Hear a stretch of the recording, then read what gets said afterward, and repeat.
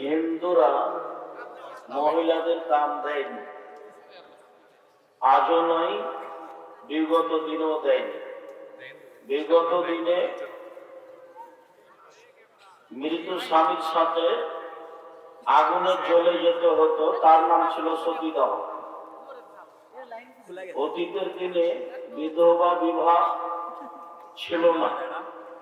একটা মেয়ে বিবাহ হয়েছে 6 বছর বয়সে, স্বামী মারা গেছে 6 বছর 6 মাসে, তাহলে একটা মেয়ের বয়স 6.5 বছর তখন স্বামী মারা গেছে। তখন থেকে নিয়ে মরা পর্যন্ত তার আর বিবাহ হবে না।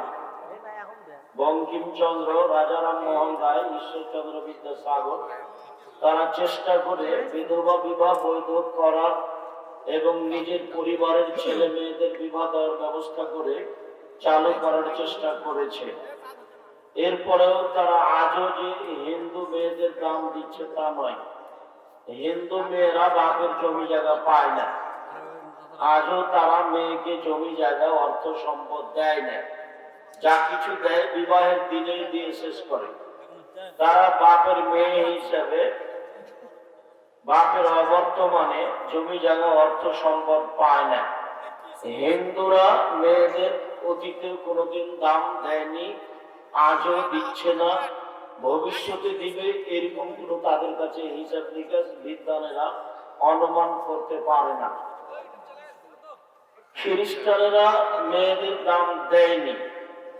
খ্রিস্টানেরা মনে করেছে যে মেয়েরা হচ্ছে উপভোগীয় জিনিস, বাস যতদিন পর্যন্ত তাকে উপভোগ করা যায় ততদিন পর্যন্ত রাখতে হবে। যখন তাদের এরকম সময় পার হয়ে যাবে তখন তাদেরকে বৃদ্ধাশ্রমাগারে রেখে দিতে হবে। ছেলে মেয়ে, বাপ মা, এটা কোনো হিসাব নেই। বিবাহ দিতে হবে, বিবাহ পড়াতে হবে, তাদের ছেলে মেয়ে বৈধ সূত্রে হবে, এটা তারা প্রয়োজন মনে করেনি। আর বৃদ্ধাশ্রমাগার খ্রিস্টানদের পক্ষ থেকে এসেছে, কাজেই বৃদ্ধাশ্রমাগার মুসলমান করতে পাবে না। মুসলমান এত নোংরা ইতর শ্রেণীর জাতি নয়। ওরা পিতা মাতাকে কিভাবে ভালোবাসবে তার পথ পদ্ধতি আল্লাহ তাআলা নিজেই বলেছেন, আল্লাহ নবীও অনেক বলেছেন। কাজেই মুসলিম মানুষ তাদের পিতা মাতাকে কিভাবে মূল্যায়ন করা লাগবে সেটা ভালোভাবেই জানে। ওদের জন্য একটা বাড়ি ঘর তৈরি করে খাওয়ার ব্যবস্থা করে বৃদ্ধ মানুষকে, ছেলে মেয়েকে ছেড়ে ওখানে থাকতে হবে, এরকম নোংরা ন্যাক্কারজনক কাজ যেটা খ্রিস্টানদের কাজ, এটা মুসলমান করেনি, করবে না। যদি কেউ করে থাকে তাহলে সে খ্রিস্টানের নীতিতে চলে। মধ্যেখানে একটা দুঃখজনক কথা বলে রাখি, সেটা হলো এই, রাসূল সাল্লাল্লাহু আলাইহি সাল্লাম আফসোস করে কয়েকটা কথা বলে গেছেন। অনেক হাদিস আছে তার আফসোসজনক।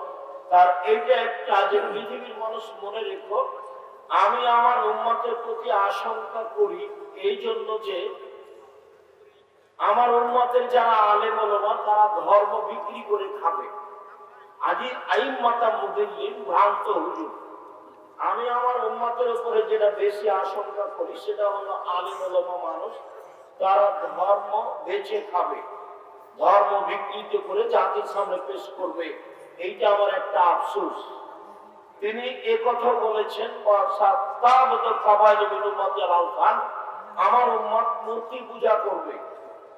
হিন্দুরা মূর্তি পূজা করে, সরস্বতী, ভগবতী, কালী, দুর্গা, তারা এগুলির পূজা করে। মুহাম্মদ সাল্লাল্লাহু আলাইহি সাল্লামের বাচ্চা যারা অতীতের যারা চলে গেছে পৌত্তলিক, তারা লাত, মানাত, উজ্জা, হবল এগুলোকে আল্লাহ বলে মানত। মুহাম্মদ সাল্লাল্লাহু আলাইহি সাল্লাম যখন আসলেন তখন তার বংশের লোকজন 360 জন মাবুদ মানত বলে কোরআন হাদিস উল্লেখ করে। আমার উম্মত মূর্তি পূজা করবে, এটা আমার আশঙ্কা। তিনি তৃতীয় বাক্যে বলেছেন, আমার উম্মত হিন্দুদের সাথে মিশে যাবে। গান বাজনা বাদ্যযন্ত্র হিন্দুদের কাজ। এখন নির্দ্বিধায় মুসলমানের বাড়িতে, মুসলমানের ছেলেদের বড় মোবাইলে, মুসলমানদের দোকান পাটে গান বাজনা বাদ্যযন্ত্র চলে। অথচ রাসূল সাল্লাল্লাহু আলাইহি সাল্লাম বলছেন, লা তাবিল কায়নাত, যারা গান বাজনা বাদ্যযন্ত্রে লিপ্ত তাদের ব্যবসা তোমরা করো না। ওলা তাস্তারহুন না, তাদের তোমরা ক্রয় করো না। ওলা তুআল্লিমুহুন না, মেয়েদেরকে তোমরা গান বাজনা শিখিয়ে দিও না। ওয়াসামানুহুন না হারাম, এর মাধ্যমে যত পয়সা উপার্জন হয় সবই হারাম।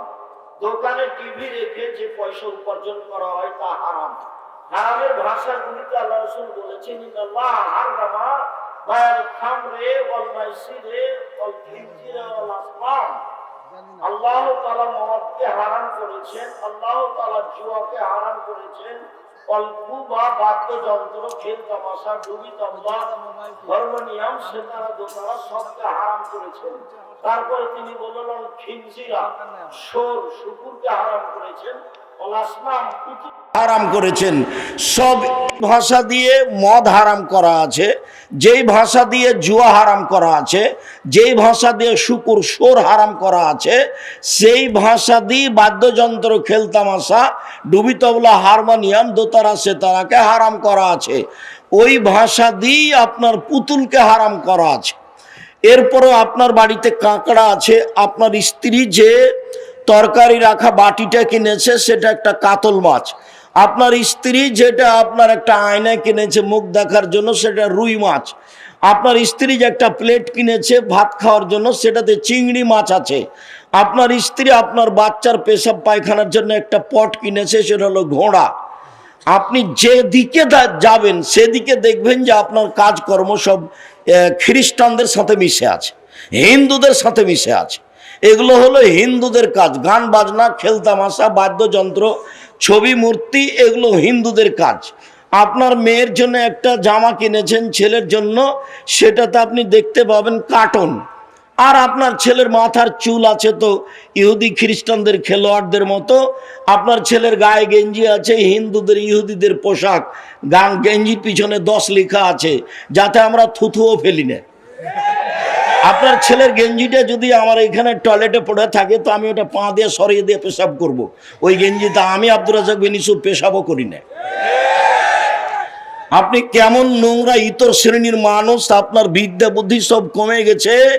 আপনি ইহুদি খ্রিস্টানদের নীতির সাথে একবারে দিন রাত জীবন বাজি রেখে মিশে যাওয়ার চেষ্টা করছেন। তাই তো আল্লাহ নবী বলছেন, পৃথিবীর মানুষ, আমি দুঃখ সহকারে বলে গেলাম, লায়াতিয়ান্না উম্মতি মা তাআলা বানি ইসরাইল, ইহুদি খ্রিস্টান যেসব কর্মে লিপ্ত হয়েছে আমার উম্মত সেই কর্ম করবে। মনে রেখো, ডান হাতের বিঘত যেমন বাম হাতের সমান সমান সমান, আমার উম্মত তেমন নিয়ম নীতিতে, কাজকর্মে, খাসলাতে, অভ্যাসে, পোশাক আশাকে, চলাফেরাতে, খাতা কলমে মিশে যাবে ইহুদি খ্রিস্টানের সাথে সমান সমান।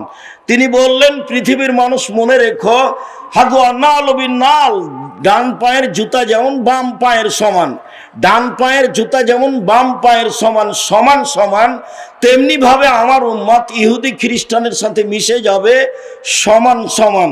এই পর্যন্ত বলে তিনি চুপ থাকলেন না, এবার ভাষাগত তিনি নিচে নামতে লাগলেন। নিচে নামতে নামতে নামতে বলছেন, পৃথিবীর মানুষ মনে রেখো, ইহুদি খ্রিস্টান যদি মায়ের সাথে জেনা করে থাকে তো আমার উম্মত তাদের সাথে মিল দিতে গিয়ে মায়ের সাথে জেনা করবে। হাদিস তো সহি। আপনি বগুড়ার মানুষ, মাথায় টুপি আছে, প্রতি রামাজানে উমরা করেন, হজ করেন, এখন আপনার মেয়ে আপনার সাথে আছে, স্কিন পায়জামা পরে আছে, আপনি হাজি, আপনার লজ্জা হয় না, শরম হয় না? লজ্জা একটা ভাষা, আপনি জানেন না? লজ্জা যে একটা শব্দ আপনার যেটা জানা নাই কেন? রাসূল সাল্লাল্লাহু আলাইহি সাল্লাম বলছেন এইভাবে, আর আল্লাহ বলছেন, বুঝেও বুঝে না ওরা অন্তর আছে বুঝে না, দেখেও দেখে না ওরা চক্ষু আছে দেখে না, শোনেও শোনে না ওরা কান আছে শোনে না। উলাইকা কালানাম, তারা পশু প্রাণীর মতো, তারা গরু ছাগলের মতো, তারা কুকুর শ্রীগালের মতো, বালহুম আযাল, বরং তার চেয়ে খারাপ। আপনাকে আমি কুকুর শ্রীগালের চেয়ে খারাপ মনে করি, আর আপনার পরিবারকে, আপনাকে যদি আমি অশিক্ষিত প্রমাণ করতে না পারি, আমি জাতির সামনে বক্তব্য দিব না। যেই টিভিতে ল্যাংটা মেয়ে নাচছে সেই টিভির সামনে বসে আছেন আপনি, আপনার স্ত্রী, আর আপনার মেয়ে, আপনার ছেলে, আপনার বৌমা, সবাই মিলে বসে আপনি একটা ল্যাংটা মেয়ে দেখেন, তখন আপনি শিক্ষিত? তখন আপনার লজ্জা আছে? তখন আপনি পশু প্রাণীর চেয়ে ভালো, যে না আপনি কুকুর সিরিয়ালের চেয়ে খারাপ। যদি আপনার এতে বিশ্বাস না হয়, মন কষাকষি ভাব হয়, তো একবার আপনি আমার সাথে বসেন, পার্সোনাল, দেখি আপনার অবস্থা কি। আমি 30 বছর থেকে বলছি, আপনাকে যদি আমি মূর্খ প্রমাণ করতে না পারি, আজকে বগুড়ার মাটিতে বক্তব্য চালু করেছি, বন্ধ করে চলে যাবো, আর কোনোদিন জাতির সামনে আসবো না ইনশাল্লাহ। রাসূল সাল্লাল্লাহু আলাইহি সাল্লাম এটা দুঃখ করে বলেছেন, আফসোস করে বলেছেন, ওরা যদি মায়ের সাথে জেনা করে, তো আমার উম্মতের অভ্যাস, খাসলাত, শিষ্টাচার এত খারাপ হবে যে ওদের সাথে মিল দিবে মাথার চুল কাটাতে, ওদের সাথে মিল দিবে দাড়ি চেঁচে ফেলাতে, ওদের সাথে মিল দিবে মেয়েদের নখে নেইল পালিশ দেওয়াতে, বড় করাতে। এটা তো ইহুদি খ্রিস্টানদের পতিতালয়ের মেয়েদের বৈশিষ্ট্য। নখ বড় রাখা, নখে নেইল পালিশ দেওয়া, এটা তো ইহুদি খ্রিস্টানদের পতিতালয়ের মেয়েদের বৈশিষ্ট্য। তো আপনার চোখের সামনে আপনার মেয়ের নখ বড় আছে, আপনি বলেন না কিছু, তখন আপনি শিক্ষিত? আমি যদি বলি আপনি কুকুর শ্রীগেলের চেয়ে খারাপ, তা আপনাকে তো আমি 30 বছর থেকে বলছি যে নখে নেইল পালিশ দেওয়া, নখ বড় রাখাটা ইহুদি খ্রিস্টানদের পতিতালয়ের মেয়েদের বৈশিষ্ট্য। এটা আপনার হিসাব হয় না কেন? সব নবীদের বৈশিষ্ট্য ছিল 10টা, সব নবীদের অভ্যাস ছিল 10টা, সব নবীদের খাসলাত, স্বভাব ছিল 10টা। তার একটা হলো নখ কেটে ফেলা। আপনারও বড় আছে, আপনার মেয়েরও বড় আছে। আমার উম্মত ইহুদি খ্রিস্টানদের সাথে মিশে যাবে। খ্রিস্টান মেয়েদের দাম দেয়নি। তারা যখন মেয়েরা যুবতী হয়েছে, তখন তাদের সাথে জেনা আরম্ভ করেছে। যখন তাদেরকে আর ভালো লাগবে না, তখন তাদের সাথে জেনা বন্ধ করে বৃদ্ধা আশ্রম আগে দিয়ে দিবে। এই হলো নারী। আর ইহুদি বলেছে যে ওরা তো হলো ডাইনি, মহিলা হচ্ছে ডাইনি, ওরা হলো পেতনি, ওরা স্বামীকে খেয়ে নেয়। বগুড়াতে আজও হাজারো গ্রাম আছে যেই গ্রামের মহিলারা বলে যে স্বামীর নাম ধরতে হয় না, নাম ধরলে স্বামী মারা যাবে। এটা হলো ইহুদিদের স্বভাব, এটা হলো ইহুদিদের স্বভাব। ইহুদি বলছে যে ও তো মানুষ নয়, ও তো ডাইনি, ও তো স্বামীকে খায়, ও তো মানুষকে খায়। ও আবার কি? ও কিছুই না, ও কোনো জাতি নয়, ওর 5 পয়সা দাম নয় সমাজে। আপনি আজকে একটা বই কিনে দেখুন, বইয়ের নাম হচ্ছে কেন এই নির্যাতন, কি তার প্রতিকার। বেগম রোকেয়া লিখেছে, অবরোধবাসিনী, মুসলিম মহিলা অবরোধবাসিনী। বগুড়া ট্রেন স্টেশনে বগুড়া জেলার কিছু মহিলা হজ করতে যাবে, তো ওরা পর্দা করে, তো ট্রেনে যাবে ঢাকা, তখন ওদেরকে পর্দার কারণে একটা বড় চাদর দিয়ে 3-4-5 জনকে ঢাকা আছে। তখন টিকিট মাস্টার একটু বের হয়েছেন, বাইরে দেখবেন সব কিছু দেখছেন, অনেকগুলি বস্তা মনে হচ্ছে পর্দা দিয়ে ঢাকা আছে, তো পা দিয়ে লাথি মেরে মেরে দেখছেন যে এগুলো কিসের বস্তা। বেগম রোকেয়া লিখছে এভাবে, তাকে নিয়ে আমি নাচিনি, তোমার মতো অশিক্ষিত মানুষ নেচেছে। আমি তো বলেছি আমি কখনো ঠাকুরের গানকে প্রাধান্য দিইনি। ঠাকুর বলেছে, ঠাকুর হলো জাতির শত্রু, ঠাকুর মুসলমানের শত্রু, ঠাকুর ঢাকা বিশ্ববিদ্যালয়ের শত্রু, ঠাকুর বাংলাদেশের শত্রু, ঠাকুর জাতির শত্রু, ঠাকুর হলো খ্রিস্টানদের সবচেয়ে বড় দালাল। মুসলমানেরা বাংলাদেশে বিপদে থাকে ইহুদি খ্রিস্টানের হাতে, আর ঠাকুর লন্ডনে বসবাস করে। এই ঠাকুর বলে, ও কালিমা তোমার আকাশ, ও কালিমা তোমার বাতাস। আমি আজ থেকে 30 বছর পূর্বে বলেছি তোর বাপের আকাশ। সিলেট কোর্টে 5000 টাকার মামলা হলো, আমি ঠাকুরের অপমান করেছি। আমি ঠাকুরের অপমান করিনি। ঠাকুর বলেছে ও কালিমা তোমার আকাশ, ও কালিমা তোমার বাতাস। আমি বলেছি তোর বাপের আকাশ কালিমা। মুসলমানের বাচ্চারা অশিক্ষিত, ও প্রাধান্য দিতে পারে ঠিক ঠাকুরকে, তার গানকে প্রাধান্য দিতে পারে। আমি আব্দুর রাজ্জাক বিন ইউসুফ, আমার দেহে যতদিন শ্বাস আছে ততদিন ঠাকুরের এই গানের আমি 5 পয়সা দাম দিনে। ও ডেনে যে পেশাব পায়খানা পড়ে আছে তার সামান্য দাম ঠাকুরের গানের আমার কাছে নাই। ঠাকুরের গোটা দেহটাই মুশরিক, ঠাকুর নিজে হিন্দু, ঠাকুরের কলম হিন্দু, ঠাকুরের কর্ম হিন্দু, ঠাকুরের জাতি হিন্দু, ঠাকুরের গান হিন্দু। ঠাকুরের কথা আমার ছেলে মেয়ে পড়বে। 1971 সাল থেকে বাংলাদেশে আজ পর্যন্ত কোন শিক্ষিত মানুষ শিক্ষামন্ত্রী হয়েছে এটা আমার জানা নাই। আমি দীর্ঘদিন থেকে বলে আসছি, খ্রিস্টানের দালাল ঠাকুর, সেই ঠাকুরের গান আমার ছেলে মেয়ে পড়বে এটা আমি কোনোদিন গ্রহণ করিনি। জাতির যদি রাস্তাঘাট করে দিতে না পারি, জাতির যদি স্কুল কলেজ করে দিতে না পারি, জাতিকে চূড়ান্ত সঠিক ধর্ম দিতে পারবো ইনশাআল্লাহ। ধর্মের ব্যাপারে জাতিকে ফাঁকি দিয়ে পরকাল হারাতে রাজি নই। এইভাবে দিন কাটাতে আমি আব্দুর রাজ্জাক বিন ইউসুফ প্রস্তুত নই। সঠিকটাই জাতির কাছে পেশ করার চেষ্টা করব ইনশাআল্লাহ। মরা বাঁচা আল্লাহর হাতে। বলছিলাম সম্মানিত দিনী ভাই বোন, ইহুদি মুসলমানদের দাম দেয়নি, খ্রিস্টান দেয়নি, হিন্দু দেয়নি। ইসলাম আসার পূর্বের নাম হচ্ছে জাহেলিয়াতের যুগ। জাহেলিয়াতের যুগে মেয়েদের দাম দেওয়া হয়নি। জাহেলিয়াতের যুগে, বন্যতার যুগে, বর্বরতার যুগে দাম দেওয়া তো হয়নি। সেই যুগে মেয়েদেরকে মাটিতে পুঁতে দেওয়া হতো। মুসা আলাইহিস সালাম যখন ফেরাউনের কাছে গেলেন, গিয়েই মুসা আলাইহিস সালাম ফেরাউনকে বললেন যে বানি ইসরায়েলকে ছেড়ে দেন, স্বাধীনতার দরকার আছে, স্বাধীনভাবে বসবাস করতে চাই। আপনি আমাদেরকে দাস দাসী করে রেখেছেন, আমার বংশের লোকেরা আপনার বাড়ির দাস, আর আমার বংশের মহিলারা আপনার বাড়ির দাসী। আপনি তাদের সাথে জেনা করে সময় করে তাদেরকে আপনি এভাবে রাখেন যুগ যুগ ধরে, আপনার বয়সে 1500 বছর। তো আমি এসেছি, আপনি বানি ইসরায়েলকে ছেড়ে দেন। আন আরসেল মানা বানি ইসরাইলা, বানি ইসরায়েলকে আমাদের সাথে ছেড়ে দেন, আপনার অধীনে দাস দাসী হিসেবে রাখতে চায় না।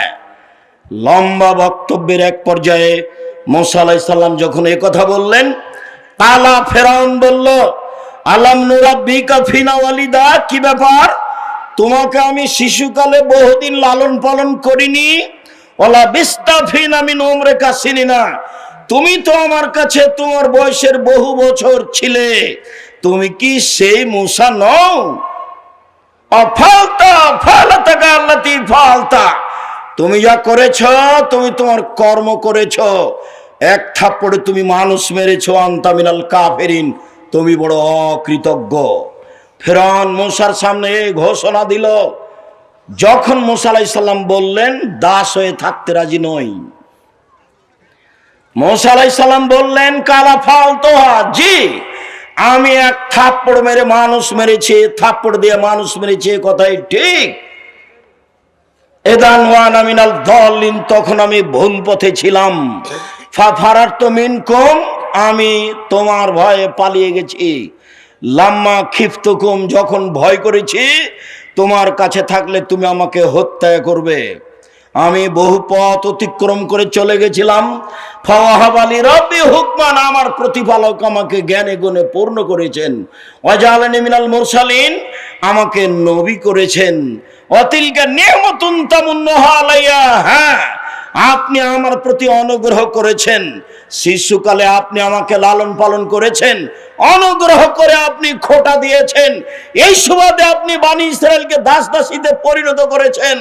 আপনি বড় উদ্ধত স্বৈরাচার, সীমা লঙ্ঘন করেছেন। সেই দিন মুসা আলাইহিস সালাম ফেরাউনের সামনে এইভাবে ঘোষণা দিয়েছিলেন, সরকারের কাছে টাকার জন্য যেতে হবে না, সরকারের কাছে দাওয়াতের জন্য যেতে হবে, নিজের স্বাধীনতার জন্য যেতে হবে, নিজের ব্যক্তিত্ব হারানোর জন্য সরকারের কাছে যেতে হবে না। ফেরাউন কোনো সাধারণ সরকার নয়, 1500 বছর থেকে বলে আসছে আমি আল্লাহ। এরকম এক ব্যক্তির কাছে যে মুসা এভাবে বলছেন। বলছিলাম এই জাহেলিয়াতের যুগ একটার পর একটা চলে আসছে। তারা মেয়েদেরকে মাটিতে পুঁতে দিয়েছে, তাদের সাথে জেনা অন্যায়ের কোনো হিসাব নেই। জাহেলিয়াত মানেই জাহেলিয়াত, স্বামী মারা গেলে 1 বছর তাকে শোক পালন করতে হবে বাড়ির পিছন দিকে কুঁড়ে ঘরে। জাহেলিয়াত, বুখারী মুসলিমের হাদিস। স্বামী মারা গেলে, হিন্দুরা তো স্বামী মারা গেলে বাস বিবাহ হবে না, বিধবা বিবাহ বাতিল। বঙ্কিমচন্দ্র চেষ্টা করে, রাজা রামমোহন রায় চেষ্টা করে, খুব একটা সফল হতে পারেনি, আজও হয় না। হাজারো মেয়ে কম বয়সে মারা গেছে, বাপের বাড়িতে আছে, ভিক্ষা করে খাচ্ছে। তারা এটা গ্রহণ করেনি, তারা শিক্ষিত মানুষ নয়, তারা মেয়েদের দাম দিতে হবে কিভাবে জানা নাই, জানেনি তারা। জাহেলিয়াতের যুগে স্বামী মারা গেলে 1 বছর বাড়ির পিছন দিকে থাকতে হবে একটা কুঁড়ে ঘরে। তাদেরকে খাবার দেওয়া হতো ওই প্লেটে, যে প্লেটে চুলা থেকে ছাই উঠানো হয়, ওদেরকে খাবার দেওয়া হতো পানির একজন একটা টিনের প্লেট ময়লাযুক্ত। 20 কুষ্ঠ হলে মানুষকে যেভাবে প্লেট বাসন দিয়ে থাকে সেইভাবে বিধবা নারীকে দেওয়া হতো। 1 বছর পরে তাদের বৈধ হওয়ার জন্য, স্বামী মারা গেছে শোক পালন থেকে পবিত্র হওয়ার জন্য অনেক সমস্যা ছিল। সেই সমস্যাগুলো বুখারীতে উল্লেখ হয়েছে। আপনাকে আমি মুখামুখি বলতে লজ্জা পাচ্ছি, তাই ছেড়ে দিলাম। জাহেলিয়াতের যুগে মেয়েদের দাম দেওয়া হয়নি। মহান আল্লাহ বলেন, অকারনা ফি বুয়ুতিকুন্না ওয়ালা তাবাররাজনা তাবারুজাল জাহিলিয়াতুল উলা। হে মুসলিম মহিলা, তোমরা বাড়িতে থাকো। বর্ণতার যুগে, বর্বরতার যুগে, অসভ্যতার যুগে নারীরা যেভাবে যৌবনকে বিক্রি করে, বর্বরতার পরিচয় দিয়ে রাস্তাঘাটে ঘুরতো, সেভাবে ঘুরো না, তোমাদের মান সম্মান আছে। জাহেলিয়াতকে লক্ষ্য করে আল্লাহ বলছেন, ওয়াইদা বুশরা আহাদুহুম বিল উনসা দাল্লা ওয়াজহুহু মুসাদ্দান ওয়া হুয়া কাযীম। জাহেলিয়াতের যুগে যদি কোনো মেয়ে জন্ম নিত তাহলে বাপের মুখ কালো হয়ে যেত, সে বাড়িতে লুকিয়ে থাকতো, দোকানপাটে বাজারে যেত না, মানুষে লজ্জা দিবে সেই জন্য। একটা মেয়ে হওয়াতেই সে চিন্তা করতো আইমসুকা হালাহুনিন, আমি দুঃসহফের তোরাব, অপমা অবস্থায় মেয়ে বাড়িতে রেখে দিব না মাটিতে পুঁতে দিব। যদি রেখে দিই অপমান সুনিশ্চিত, আর যদি পুঁতে দিই বালাই চলে গেল। তাই তারা নিজে হাতে মেয়েকে মাটিতে পুঁতে দিত। কায়েস ইবনে সাবিত নিজে বলছেন, ওয়াআদতু সামানিয়া বানাতিন লি, আমি আমার 8টা মেয়েকে নিজে হাতে মাটিতে পুঁতে দিয়েছি। আল্লাহ রাসূলের সামনে এসে বিবরণ দিচ্ছেন, এর নাম জাহেলিয়াত। সুন্দর করে গর্ত খুঁড়েছে, গর্ত খুঁড়ে সুন্দর করে মেয়েকে সাজিয়ে নিয়ে গেছে। সাজিয়ে নিয়ে যাওয়ার পরে মেয়েকে বলছে, আম্মু দেখো তো নিচে কি। তখন মেয়ে তো বাপের সাথে আছে, যেমন নিচে দেখতে গেছে তেমন মেয়েকে ধাক্কা দিয়ে গর্তে ফেলে দিয়েছে। আব্দুর রাজ্জাক সাহেব, এটা হয় কি করে? আজও আপনার হবে, এটাই সহজ আপনার জন্য। কি বলেন আপনি? আমরা আজকে মেয়েকে এভাবে মাটিতে পুঁতে দিতে পারবো? হ্যাঁ, অবশ্যই পারবেন। বলি আপনাকে, আপনি আপনার মেয়েকে ঢাকা বিশ্ববিদ্যালয়ে পড়াচ্ছেন, টাকা পয়সা খরচ করছেন, বারবার জিজ্ঞাসা করছেন, আম্মু কেমন আছো, টাকা লাগলে বলিও, তোমার ভাইয়ার কাছে নিও। এভাবে বলতে বলতে হঠাৎ একদিন শুনছে যে আপনার মেয়ে অমুক মদখোরের সাথে চলে গেছে। তখন আপনি বলছেন যে তোকে ত্যায্য পুত্র করলাম, তোকে জবে করব, তোকে যদি পাই তো টুকরা টুকরা করে করতল নদীতে ভাসিয়ে দিব। তো এখনই তো একটু আগে চুমা দিচ্ছিলেন আপনি আর টাকা পাঠাচ্ছিলেন, এখন মেয়ে তো একটাই, যদি 2টা হয় তাহলে আপনার তো মন দুর্বল হয়ে গেছে। দাদি বলছে, নানি বলছে, কি করবি রে তুই, একটা ডিপি স্কুল না একটা গাভী নেই। তো 3টে যখন মেয়ে হয়েছে তখন দাদি নানি বলছে, বউ তালাক দে, এ বউ চলবে না। এইটাই কি জাহেলিয়াত নয়? এটাই জাহেলিয়াত। একটু 19-20 সালে আপনি মেয়েকে ত্যায্য পুত্র করে তাকে জবে করে করতে নদীতে ভাসিয়ে দিতে চাচ্ছেন। এটাই ছিল তাদের কাছে সমস্যা। মেয়েরা নিজেরা সম্মান নিতে পারেনি। বেগম রোকেয়া যেভাবে মেয়েদের অপমান করেছে, তাই তো রংপুর জেলার মহিলা আবারও বই লিখলেন, কেন হবো অবরোধবাসিনী। ঠিক সেভাবে মহিলারা নিজে নিজে জাতির কাছ থেকে সম্মান হারিয়ে মাটিতে মিশিয়ে গিয়ে ইহুদি খ্রিস্টানদের নীতিতে পরিণত, ইহুদি খ্রিস্টানদের অপমান গ্রহণ করতে চায়। স্কিন পায়জামা পরে জাতিকে অঙ্গ প্রত্যঙ্গ দেখিয়ে শিক্ষা প্রমাণ করতে চায়, যেটা বন্যতা, যেটা বর্বরতা, যেটা অসভ্যতা, যেটা কুকুর শৃগালের চরিত্র, সেটাই পছন্দ করে আপনার কারণে। আপনি বাপ হওয়াটাই অভিশাপ। আপনার মতো বাপকে আমি কোনোদিন বাপ বলে স্বীকৃতি দিইনি। আমি বলেছি আপনি চাচা, বলেছি আপনি সৎ বাপ। আমি এ কথা খুব ভালোভাবে জানি যে আপনি সত্যই বাপ, এটা আমি খুব ভালোভাবে জানি। আপনি সত্যই বাপ, কিন্তু আপনার স্বভাবের কারণে, আপনার দুশ্চরিত্রের কারণে, আপনার শিক্ষার অভাবের কারণে, আপনার বোকামির কারণে আপনি আপনার মেয়েকে এইভাবে ধ্বংস করেছেন। তাই তো রাসূল সাল্লাল্লাহু আলাইহি ওয়াসাল্লাম বলেছেন, তিন শ্রেণীর মানুষ কখনো জান্নাতে যাবে না। এক, আর রাজুলাতু মিনান নিসায়ে, পুরুষের বেশধারী নারী, যারা পুরুষের জুতা স্যান্ডেল পরে, যারা পুরুষের শার্ট প্যান্ট পরে, যারা পুরুষের পোশাক পরে, তারা জান্নাতে যাবে না। ও দায়ুস, আর আপনি যাবেন না। আপনি যে ওই মেয়ের বাপ, যে মেয়ে পোশাক পরে সেই মেয়ের পিতা আপনি, যার কারণে আপনি যাবেন না। এই কথা মুহাম্মদ সাল্লাল্লাহু আলাইহি সাল্লাম বলেন। মুগীরা ইবনে শুবা রাদিয়াল্লাহু তাআলা আনহু বলেন, আল্লাহর নবী বলছেন আল্লাহ তাআলা হারাম করেছেন এক, উকুকাল উম্মাহাত, মায়ের অবাধ্য চলা হারাম। ঘুম থেকে উঠে দেখে মনে হচ্ছে মায়ের মতো বড় শত্রু আর কেউ নেই। সেটা দেখি, মায়ের মতো বড় শত্রু আর কেউ নেই।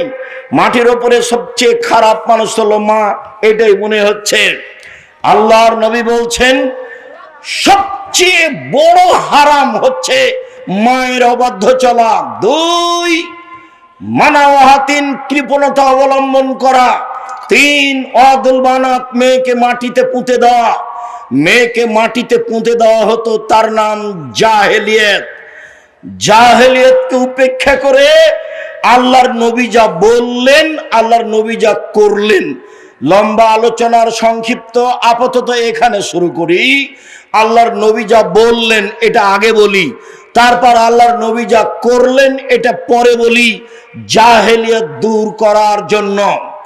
তিনি যা বললেন তাতে তিনি বললেন, পৃথিবীর মানুষ শুনে রেখো, মান আলা জারিয়াতাইনে, কেউ যদি দুইটা মেয়ের লালন পালন করে, হাত্তা তাবলুগা, বিবাহ দেওয়ার বয়স পর্যন্ত বিবাহ দিয়ে দেয়, ফাজ্জা হুয়া ওয়া আনা ফিল জান্নাতে হাকাজা, তাহলে সেই মেয়ের বাপ আর আমি জান্নাতে এইভাবে থাকবো।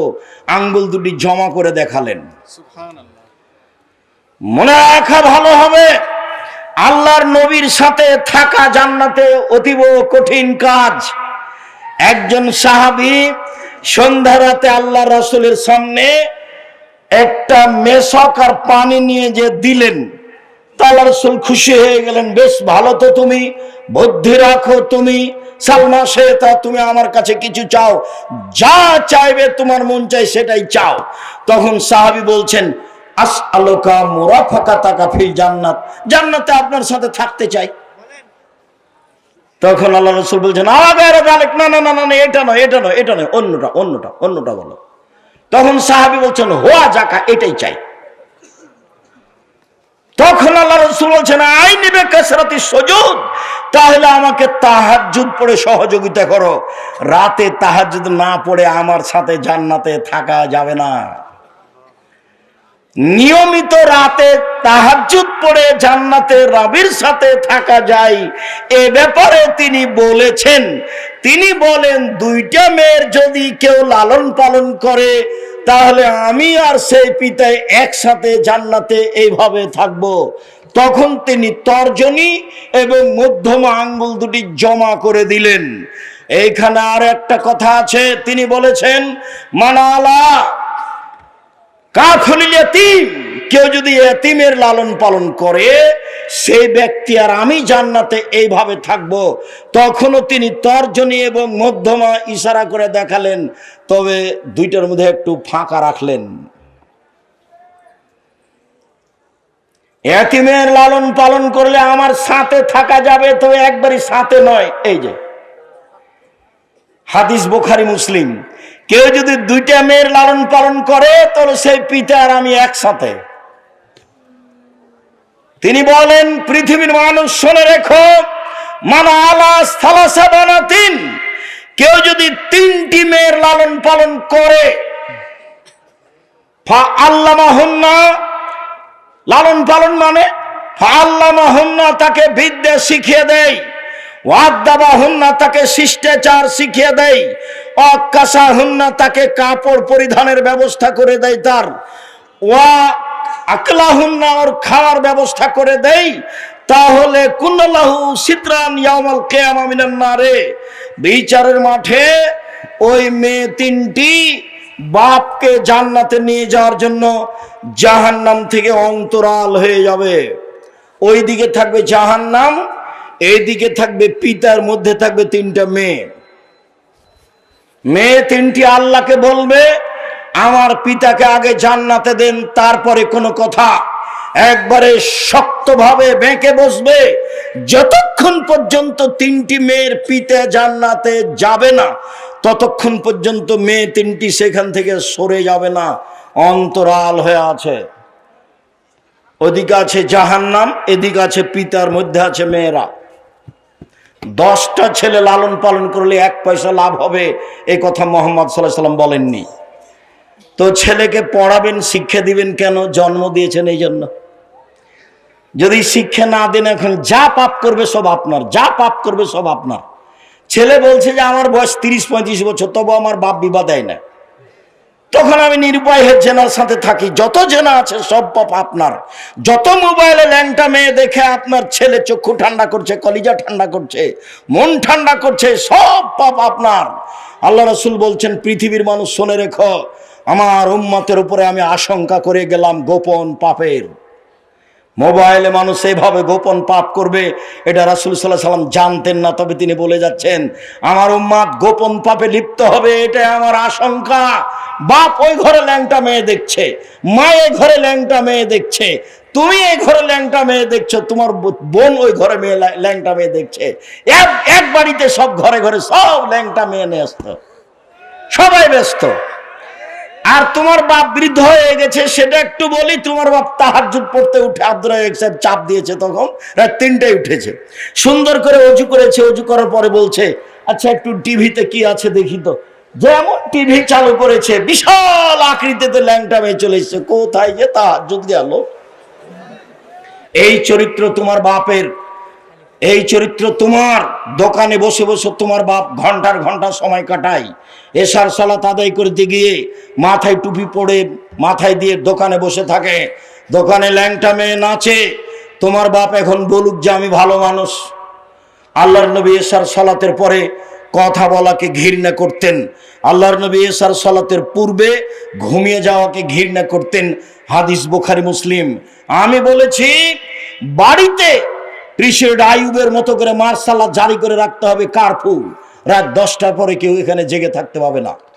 এই বাড়িতে রাত 10টার পরে কথা বলা নিষিদ্ধ, পড়াশোনা ব্যতীত। এটা ঘোষণা থাকবে বাড়িতে। তাহলে 10টায় ঘুমিয়ে গেছে 5 ঘন্টা, তাহলে কতটা বাজলো? 3টায় আপনি উঠে যান, আপনার ছেলে উঠে যাবে, নিজ নিজ ঘরে 2 রাকাত সালাত আদায় করে আল্লাহকে বলবে যে তুমি আমাকে এদেশের সবচেয়ে বড় শিক্ষিত করে দাও। তার তো রহমতের অভাব নেই।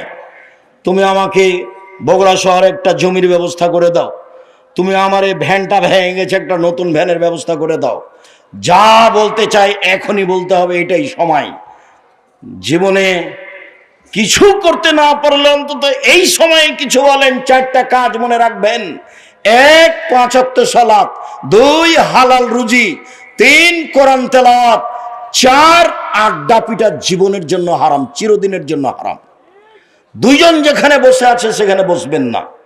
যদিও আজকে আব্দুর রহিমের বক্তব্যের পরে আমাদের বক্তব্য চলে না, তারপরেও আমি যেহেতু এসেছি, কেমনে ফিরে যাই এটা একটা কেমন কেমন লাগে, তাই আমি আপনাদের সামনে দাঁড়িয়ে আছি। নাহলে আমিও চাচ্ছিলাম যে যা হয়েছে হয়েছে, সালাম দিয়ে চলে যাই। আব্দুল্লাহ কি বলেছে আমি তখন শুনিনি। আমি আপনার কাছে যেটা বলছি, আপনি আমার দিনী ভাই, দিনী বোন, নিজের ছেলে মেয়ের জন্য যেমন বলেন, আব্দুল্লাহ, আব্দুর রহমান, আব্দুর রহিম তাদের জন্য বলবেন। আল্লাহ যেন তাদের খিদমত কবুল করেন। বলছিলাম সম্মানিত দিনী ভাই বোন, রাসূল সাল্লাল্লাহু আলাইহি সাল্লাম বলেন, পৃথিবীর মানুষ শোনা রেখো, মান কানা লাহু সালাসা বানাত, কারো যদি 3টা মেয়ে থাকে, ফাআল্লামাহুন্না, তাকে বিদ্যা শিখিয়ে দেয়, ওয়াদ্দাবাহুন্না, শিষ্টাচার শিখিয়ে দেয়, ফালাহুল জান্নাহ, সে জান্নাতে যাবেই। এটা আল্লাহ রসুল মুখে বলেছেন।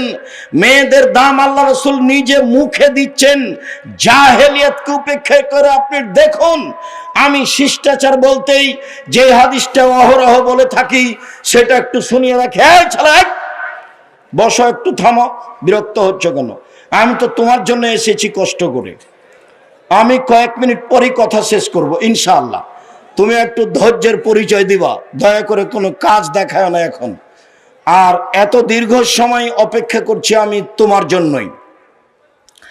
সম্মানিত দিনী ভাই বোন, জাবের রাদিয়াল্লাহু তাআলা আনহু বলছেন, রাসূলের সাথে যুদ্ধ করে আসছিলাম, যুদ্ধে আমিও শরীক হয়েছিলাম রাসূলের সাথে। মদিনায় ঢুকবো, আল্লাহ রাসূল বললেন এখানে সবাই থামো, থাকো, সকালে বাড়ি যাব। আমি জাবের বললাম, আল্লাহর নবী, আমি নতুন বিবাহ করেছি, এই ছেলেরা আদায় করতে চাচ্ছিলে 1 মিনিট, দাও আল্লাহ।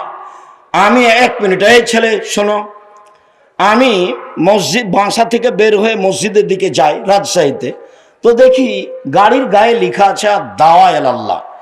তো আমি বুঝতে পারিনি, আচ্ছা দাওয়া আল্লাহ কি জিনিস। তো কয়েকদিন দেখার পরে একদিন বলছে আব্বু, আব্দুল্লাহকে, আব্বু আর দাওয়া আল্লাহ এটা কি? তখন আমাকে বলছে, আব্বু আপনাকে তো আমি প্রায় 30 বছর যাবৎ দাওয়াত দিতে দেখলাম, আর আমিও দেশ বিদেশ মোটামুটি ভালোই ঘুরলাম, তাতে দেখছি যে আমরা হচ্ছি ইহুদি খ্রিস্টানদের দাস দাসী।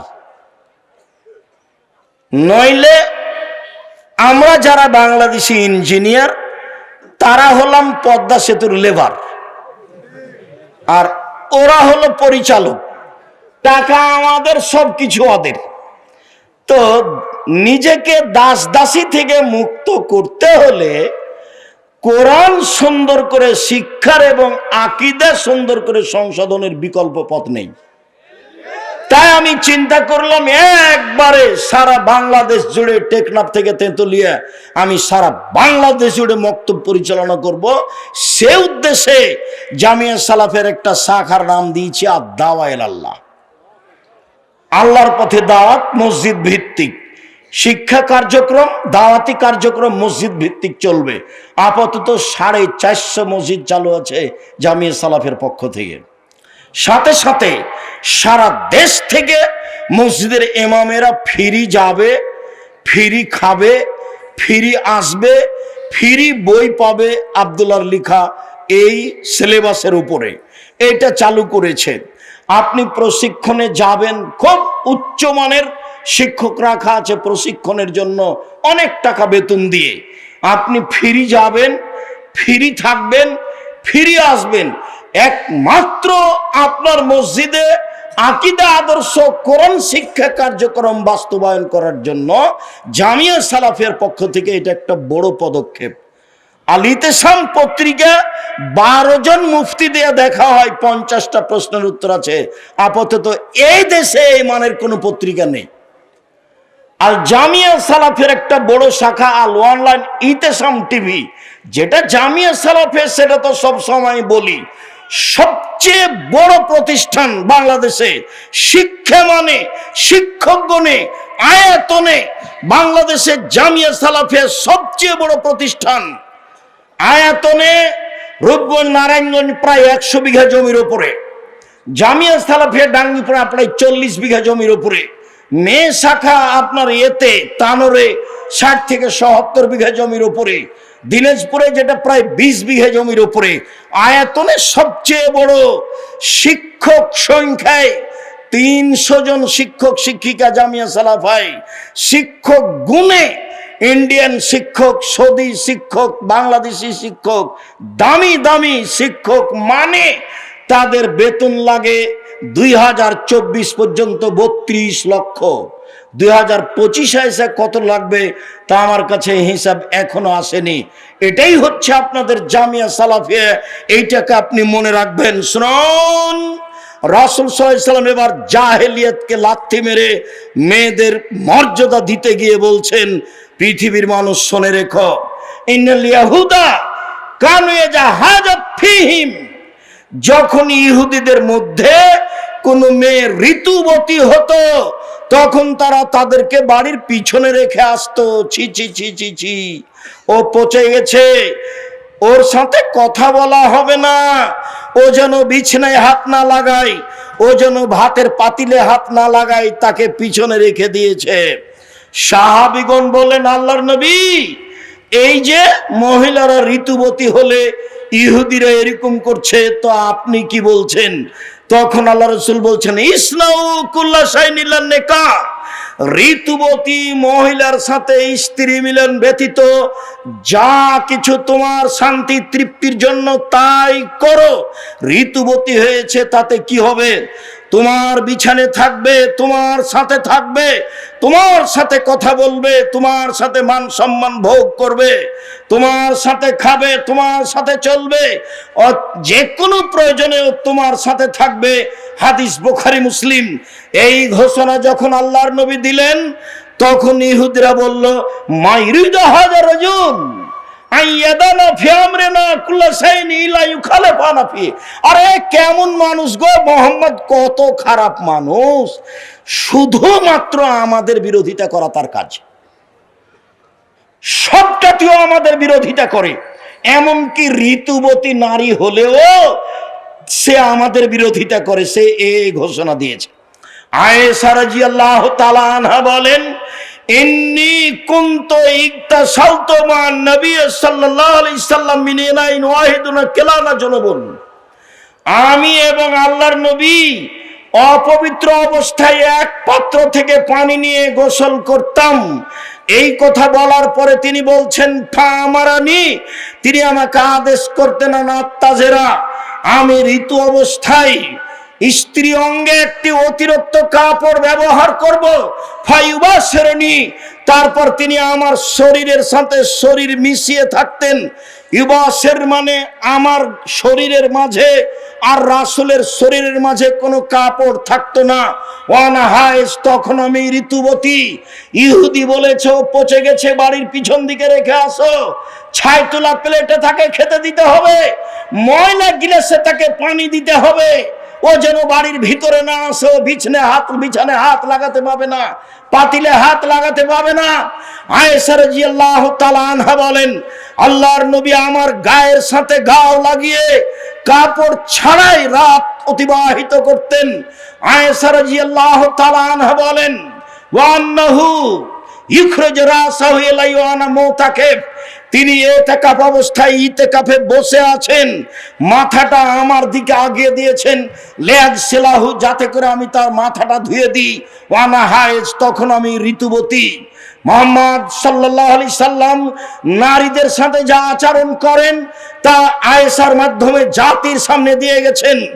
আয়েশা রাদিয়াল্লাহু তাআলা আনহা বলেন, আমি আশরাবুল মা, পানি পান করতাম গিলাসে, সুম্মা উনাবিলহু, আমি তারপর রাসূলের হাতে দিতাম, ফায়াদা ফাহু আলা মাওজাফিয়া, গিলাসের ওখানেই মুখ লাগাতেন যেখানে আমি মুখ লাগিয়ে পানি পান করেছি, তখন আমি ঋতুবতী। এই কথা আয়েশা রাদিয়াল্লাহু তাআলা আনহা বলেন।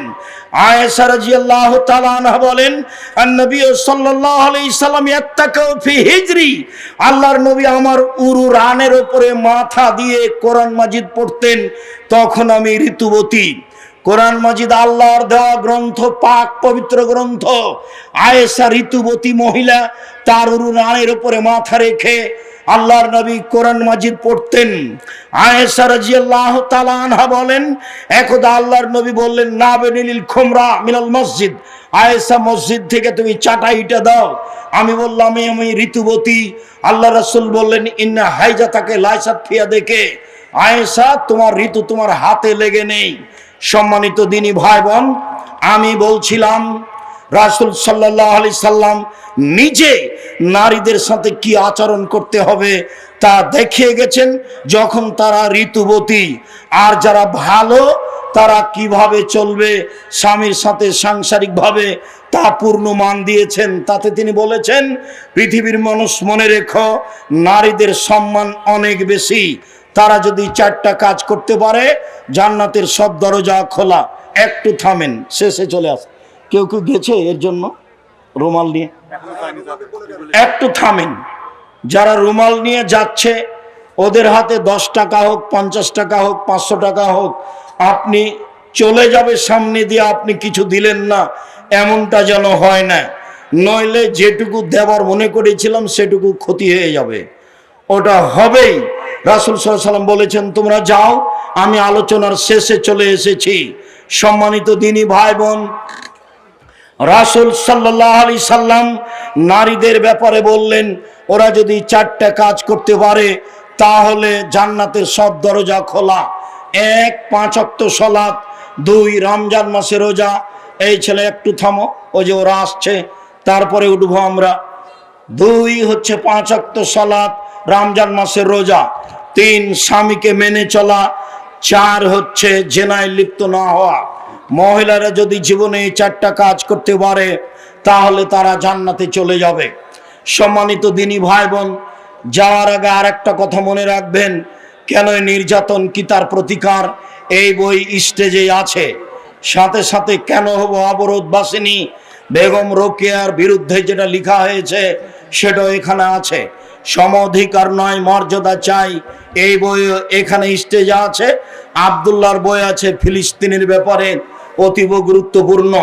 বুখারীর ব্যতিক্রম ব্যাখ্যা, সেটাও আছে।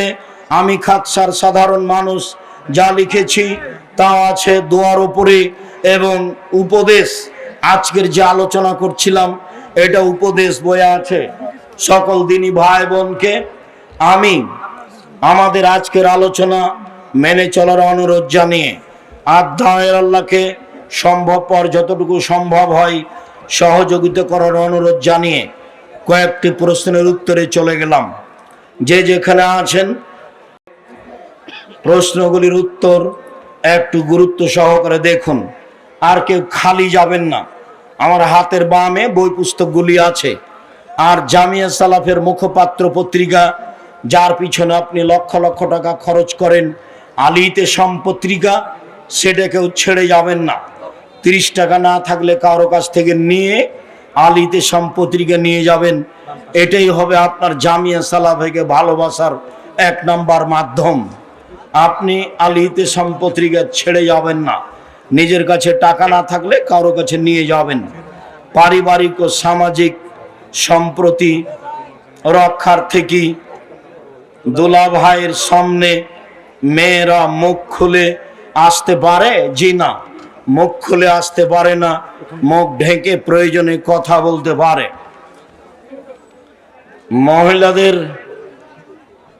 মহিলাদের জামাত, আমি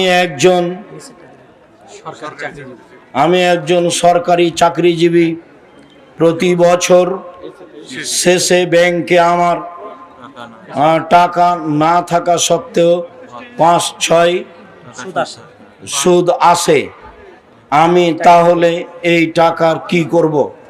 যা আসে তা নিয়ে ছেলে মেয়েকে বলে রাখতে হবে, অসহায় পুরুষ নারীকে দিয়ে দিতে হবে, খাওয়া হারাম।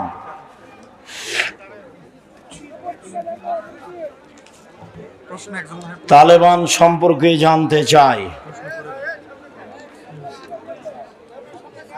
কি এটা? বগুড়ার মাটিতে জামিয়া সালাফের প্রতিষ্ঠান করার কোনো পরিকল্পনা আছে? এখানে পাশে কোথায় একটা জমি এক লোক দান করেছে, ইনশাল্লাহ সেখানে এই বছরই শুরু হবে বলে ভাবছি, দেখি কখন শুরু হয় ইনশাল্লাহ। আমরা পরিবারের অমতে প্রেম করে বিবাহ করি। বিয়ের 3 বছর পর আমাদের পরিবার মেনে নেই, আমরা পরবর্তীতে আর বিবাহ করি নাই। তোমার আব্বার উচিত 2 জন সাক্ষী নিয়ে পুনরায় বিবাহ পড়ানো। 2 জন সাক্ষী নিয়ে যতদিন পর্যন্ত তোমার বাপ বিবাহ না পড়াবে ততদিন পর্যন্ত তোমাদের জেনা হবে। 10 ছেলের মা হলেও এটাই ঠিক। আমার প্রশ্নটা হচ্ছে, ব্যাংকে চাকরি করা হারাম, এর সত্যতা আমি অকপটে স্বীকার করি, কিন্তু যদি এটা সত্যি হয়ে থাকে তাহলে এখানে টাকা জামানত বা ব্যাংকে রাখা, জি, ব্যাংকে চাকরি করা আর টাকা ব্যাংকে রাখা দুটো এক নয়। খুশিতে মাসে মাসে টাকা উঠাবেন ব্যাংক থেকে, লোন নিয়ে বাড়ি করবেন, আর নিরুপায়ে টাকা ব্যাংকে রাখবে, সুদ মুক্ত অবস্থায় দুটো এক কি করে আপনি ভাবলেন? নামাজের ভিতর যদি এক আয়াত থেকে অন্য আয়াতে চলে যাই তাহলে কি নামাজ হবে? জি হবে, কোনো সমস্যা নেই, এবং তাতে সহসিজদা দিতে হবে না। দেখিও কি লেখা আছে। আমরা রড মিস্ত্রি কাজ করি, কাজ শেষে কিছু 60 রড বাঁচে, ওগুলো মহাজনকে না বলে বিক্রি করি। এটা আমানতের খেয়ানত, হারাম। এটা না বলে বিক্রি করা যাবে না। হারাম টাকা হালাল কোনো ব্যবসায় বিনিয়োগ করলে সেখান থেকে উপার্জিত। হারাম টাকা হালাল কোনো ব্যবসায়, জি না, হারাম টাকা দিয়ে হালাল ব্যবসা করা যায় না। হারাম টাকা দিয়ে হালাল ব্যবসা করা যাবে না। স্বামী মারা গেলে স্ত্রী নাকফুল পরতে পাবে না, এটা হিন্দুদের নীতি। স্ত্রীর ওই সময়ে নাকে কানে পরনে যা আছে তাই থাকবে, খুলতে পাবে না। নতুন পরতে পাবে না 4 মাস 10 দিন। নতুন পরতে পাবে না 4 মাস 10 দিন, খুলে দিতে হবে, হিন্দুদের নীতি। ছোট বাচ্চাদের কালো টিপ পরানো যাবে কি? কোনো রহস্য থাকলে শিরক হবে। রহস্য যদি না থাকে, দেখতে ভালো লাগে, তাহলে কালো টিপ দেওয়া যায়। নামাজ ছেলে মেয়ে আলাদা কি না? জি না, ছেলে মেয়ের নামাজে কোনো পার্থক্য নেই, একেবারেই পার্থক্য নেই। এতটুক যে মেয়ে এমাম হলে লাইনেই থাকবে, মহিলা মানুষ এমামে ভুল হলে হাতের উপরে তালি মেরে ভুল সংশোধন করবে। সলাতের নিয়ম কানুনে পুরুষ নারীর কোনো পার্থক্য নেই।